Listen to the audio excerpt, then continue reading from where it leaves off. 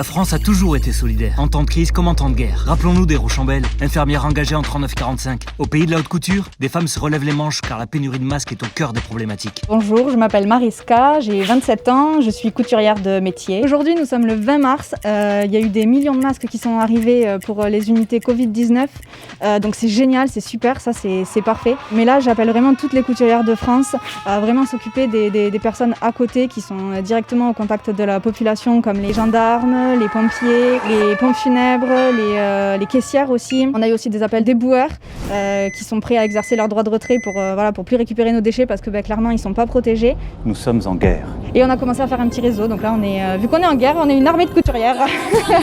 Les masques qu'on fait sont pour tout ce qui est hors milieu hospitalier. Toutes les personnes qui sont infirmières libérales, les auxiliaires de vie, les aides-soignantes. J'ai reçu un message d'une cliente à moi. Est-ce que vous pouvez nous faire des masques de protection pour travailler, parce que donc elle est infirmière libérale. Et quand elle m'a envoyé ça, waouh, j'ai pris un coup parce que je me suis dit mais c'est une blague. Donc au début elle m'a dit si vous pouviez nous en faire une cinquantaine, ce serait génial. J'ai amené ma machine à coudre à la maison parce qu'on s'est tous douté qu'on allait être confinés le soir même. Et donc la commande à ce moment-là est passée à 150. Je me suis dit que je pourrais pas faire ça toute seule. Hein. Si on est tout ensemble en fait, on peut arriver vraiment à faire quelque chose de bien. En plus on est tous chez nous confinés, donc c'est le moment de coudre, de sortir les machines et d'y aller à fond.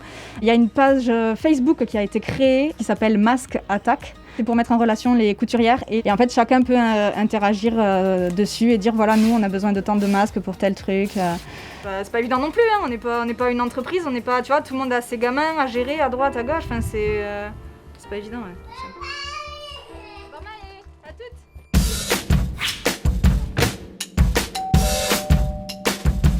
Merci beaucoup.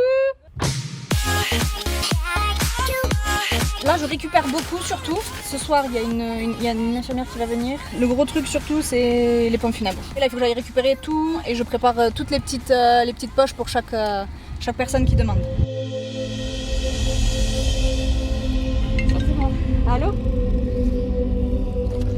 Donc celui-ci, par exemple, il y a 2 couches de coton et du molleton à l'intérieur. C'est celui qui a été autorisé, on va dire, par le CHU de Grenoble et celui de Montpellier aussi, où ils ont fait des tutos carrément pour que les infirmières utilisent ces masques-là. Ça a été diffusé en interne à la base, et c'est les infirmières elles-mêmes qui l'ont diffusé en fait sur les réseaux sociaux.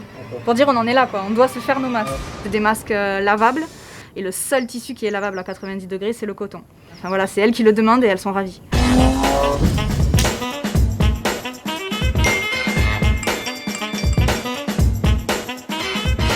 Ça c'est pour les chauffeurs de bus chez Tisséo, qui n'ont rien non plus pour se protéger. Alors, on lui en donne 20. Bonjour. C'est hyper touchant. Je peux même pas vous serrer la main. Ouais, non, c'est dommage. Je l'ai déjà dit par téléphone, mais ça me touche parce qu'on sent qu'on n'est pas trop, voilà quoi. On est au bout de la chaîne et voilà. Il y a des gens qui pensent à nous, pas que nous, mais je dirais entre autres. Et ça fait plaisir. Merci. Merci. Au revoir.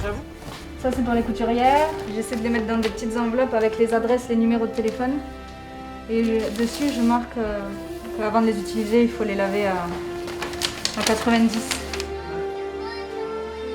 Mais surtout, n'oubliez pas, la meilleure des protections c'est de rester chez vous. Merci. Et restez chez vous.